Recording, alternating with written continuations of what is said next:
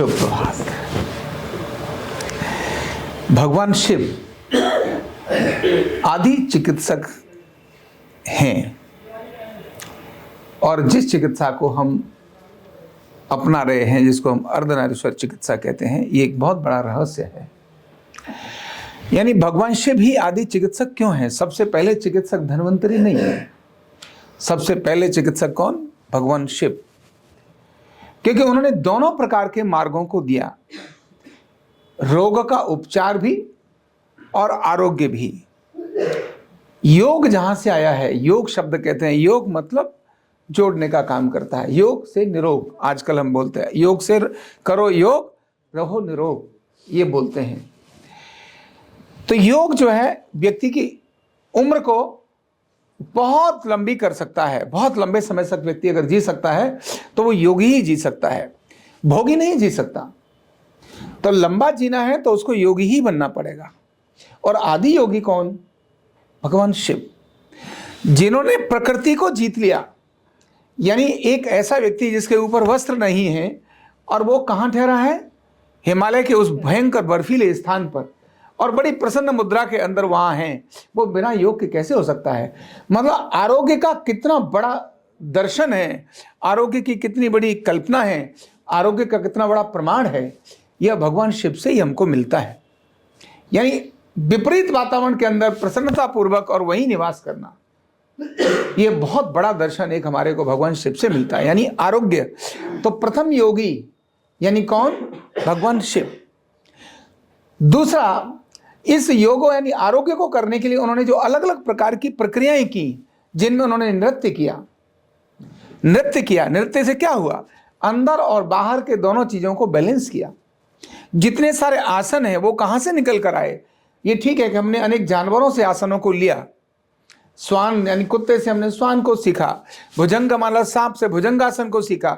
हमने अलग अलग प्राणियों से लिया। लेकिन प्रथम अगर योग देखते हैं हम, तो नटराज का जो एक चित्र देखते हैं वो एक मुद्रा है। मुद्रा मतलब आसन। आसन का मतलब क्या है?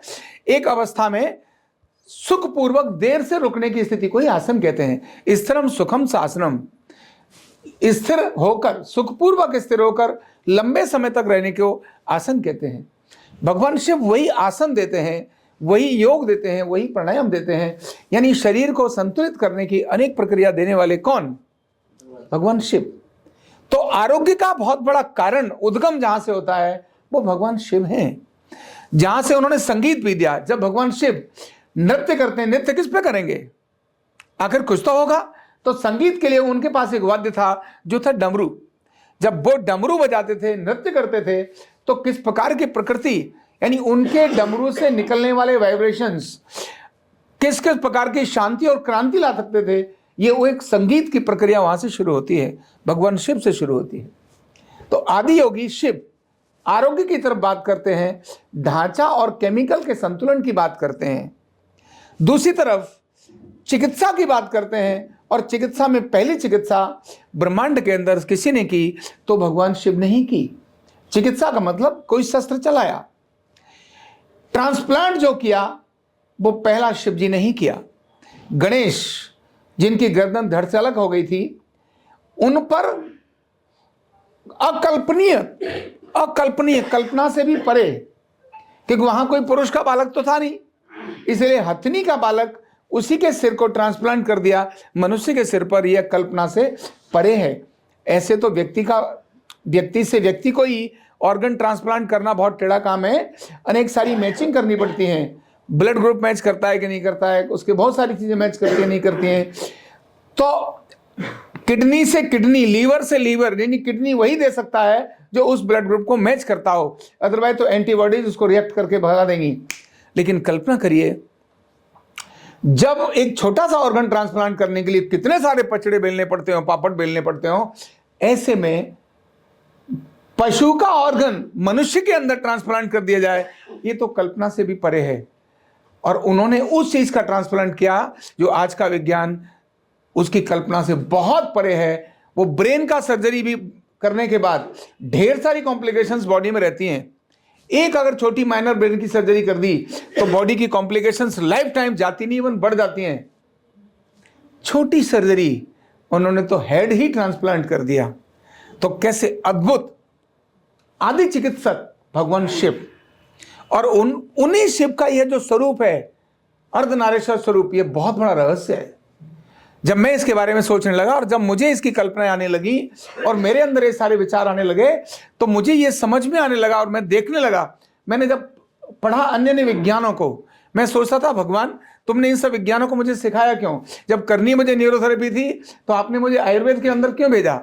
आपने मुझे योग के अंदर क्यों भेजा? आपने मुझे एक्यूप्रेशर एक्यूपंक्चर इनके अंदर क्यों भेजा?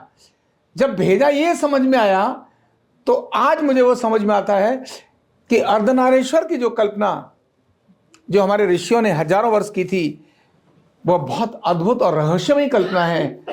वह संतुलन की कल्पना है और असंतुलन की कल्पना है।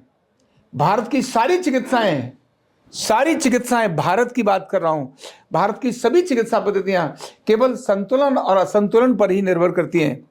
इम्बैलेंस को बैलेंस करने का काम करती हैं भारत की, चाहे वो आयुर्वेद हो, चाहे यूनानी हो, चाहे होम्योपैथ हो, चाहे एक्यूप्रेशर हो, चाहे एक्यूपंक्चर हो, जो भारत की जन्मी है, उन चिकित्साओं की बात कर रहा हूं। एक्यूप्रेशर भी भारत की चिकित्सा है। ये कानों के अंदर कुंडल और ये सब, और ये सभी चिकित्साएं जिस आधार पर काम करती हैं, वो इन और यान हो, चाहे फिर इड़ा और पिंगला हो, चाहे फिर अंदर और बाहर हो। अंदर यानी शरीर में दो प्रकार का रंग, ये जो अंदर इधर देखेंगे इसका, और पीछे की ओर स्किन का कलर और स्किन की हार्डनेस और सॉफ्टनेस अलग है। हाथ के अंदर की सॉफ्टनेस अलग है, पीछे की सॉफ्टनेस अलग है। तो अंदर और बाहर मतलब संतुलन की प्रक्रिया एक बहुत बड़ा रहस्य अगर कहीं नजर आता है तो वो इसी अर्धनारीश्वर में नजर आता है। इसका मतलब भारत की सारी चिकित्सा पद्धतियां टोटल A to Z जिनका जन्म भारत में हुआ है, वो सभी संतुलन पर काम करती हैं, और वो संतुलन का मतलब वही अर्धनारीश्वर है। न्यूरोथेरेपी भी उन्हीं में से है। इसीलिए यह संतुलन करने वाली प्राचीन चिकित्सा पद्धतियों में यह न्यूरोथेरेपी जो डॉक्टर मेहरा जी ने हमारे को न्यूरोथेरेपी के नाम से दिया, हजारों वर्षों से उस नाम को नाड़ी के नाम से जानते थे, नाभि के नाम से जाते थे, क्योंकि यह भी एक बहुत बड़ा रहस्य है। हम सब इस बात को जानते हैं, संतुलन यानी कैसा, शरीर का कैसा। जब हम दोनों तरफ देखते हैं तो जो शरीर के भाग हैं दाएं और बाएं, और उनमें कितनी भी चीजें हैं, वो एक नहीं है, वो दो हैं। जैसे आंख दो हैं, कान एक नहीं है, दो हैं। सेंटर में जितनी भी चीजें हैं वो सब एक हैं। सेंटर केंद्र के अंदर जितनी भी चीजें हैं वो एक हैं, और जो केंद्र से बाहर है वो दो हैं। प्रकृति का कितना संतुलन है।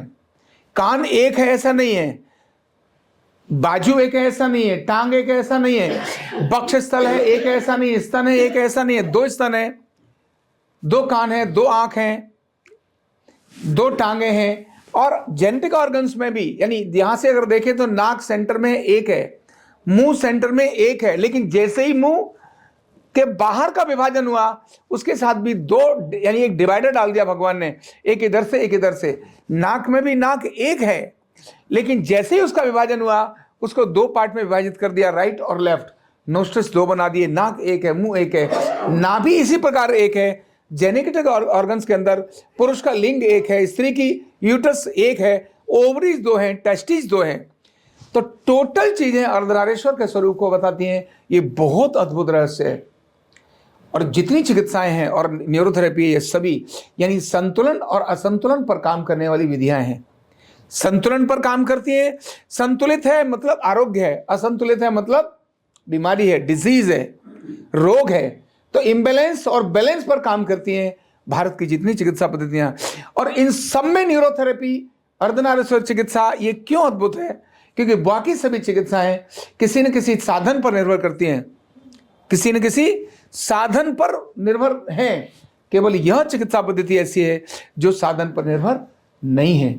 इसलिए सातवीं लेकिन पहली चिकित्सा पद्धति भारत की अगर कोई निकल कर आ रही है और तो वह अर्धनारीश्वर चिकित्सा है। ये मैं सिर्फ कह नहीं रहा हूं, मुझे दिखाई देता है, मुझे सिद्धांत दिखाई देता है, मुझे उद्गम दिखाई देता है, मुझे वो चीज दिखाई देती है जहां से यह विज्ञान आया है असंतुलन और संतुलन का। जब मैं ये देखने लगा, ऐसे ही अचानक मेरे मन में विचार आए, भगवान शिव के प्रति गए कि ये चिकित्सा शिव का चित्र है क्या।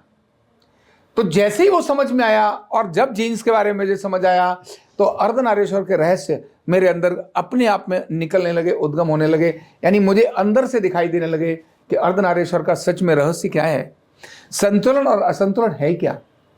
तो यह जो भारत का विज्ञान है, इस सारे विज्ञानों के आदि अगर कोई उद्गम है तो भगवान शिव हैं, और उन्होंने ही आरोग्य और उपचार दोनों के क्रम को स्वयं होकर उस समय डाला। उसी की प्रक्रियाएं अलग प्रकार से चली, लेकिन जिस प्रकार से चीजें नष्ट होती गई, जैसे हमारे ग्रंथ नष्ट हुए, जैसे हमारे विश्वविद्यालय नष्ट हुए, जिस प्रकार हमारे ज्ञान और विज्ञान को नष्ट करने का प्रयास किया, जिस प्रकार हमसे उसे छुपाकर दूर भेजने का एक प्रयास किया, अब वो फिर से एक समय आ गया जब ये सारी चीजें अपने स्थान पर फिर से पुनर्जीवित होने की तरफ आ चुकी हैं। और उन्हीं में से यह एक विज्ञान है अर्धनारीश्वर चिकित्सा, वेलनेस न्यूरोथेरेपी, जिसके उद्गम में, जिसके प्रारंभ में, जिसके नए पुनर्जीवन में, कहते हैं ना पुरानी नींव नया निर्माण, तो नए निर्माण के अंदर हम सब लगे हैं।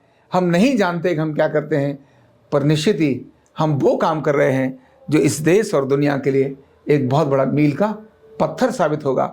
इसलिए हम में से कोई भी जो न्यूरोथेरेपी प्रैक्टिस करता है वो अपने को कम न आंके, वो अपने को ईश्वर का वो अंश आंके जिसके माध्यम से भगवान एक विशेष चीज को हमारे द्वारा घटित कराने जा रहा है। बहुत बहुत धन्यवाद। न्यूरोथेरेपी का कंप्लीट कोर्स सीखने के लिए जुड़िए हमारे ऑनलाइन ट्रेनिंग प्रोग्राम से और जानिए करीब 100 बीमारियों का इलाज बिना दवा और बिना मशीन के। इस न्यूरोथेरेपी ऑनलाइन ट्रेनिंग प्रोग्राम से आप घर बैठे बन सकते हैं गवर्नमेंट सर्टिफाइड न्यूरोथेरेपिस्ट। रजिस्ट्रेशन के लिए नीचे दिए गए नंबर पर अभी कॉल करें। और हाँ, हमारे वीडियो को लाइक करना, शेयर करना और चैनल को सब्सक्राइब करना बिल्कुल भी ना भूलें। धन्यवाद।